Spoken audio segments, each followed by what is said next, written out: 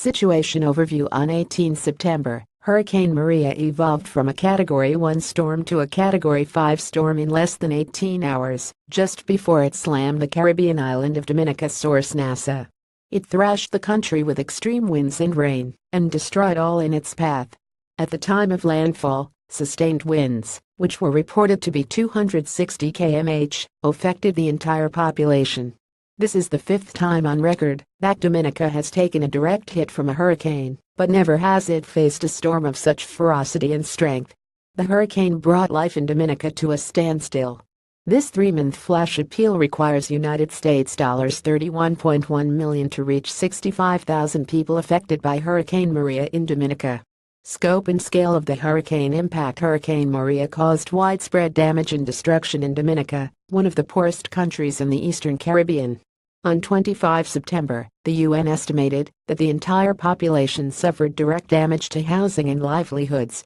Food and water are the most urgent needs. People lack access to fresh running water due to damaged pipes in many parts of the country. The hurricane also caused widespread damage to the power grid, leaving the entire country without electricity. Communication towers on hilltops were snapped in two, causing an island-wide communications blackout. The cellular network has since been unreliable throughout the country. The majority of the roads are blocked with debris and many of the bridges are damaged. Widespread destruction to housing and livelihoods. The Caribbean Disaster Emergency Management Agency (CDEMA) and the International Federation of the Red Cross and Red Crescent Societies (IFRC) estimate that 98% of roofs have been damaged, leaving entire communities homeless.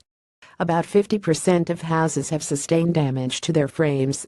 The Operational Satellite Applications Program on offset of the UN Institute for Training and Research UNITER estimates that damage has been sustained to 83% of housing in Margate St. Andrew Parish, 55% in Portsmouth St. John Parish, 70% in South Roseau St. George Parish and 70% in Point Michel St. Luke Parish.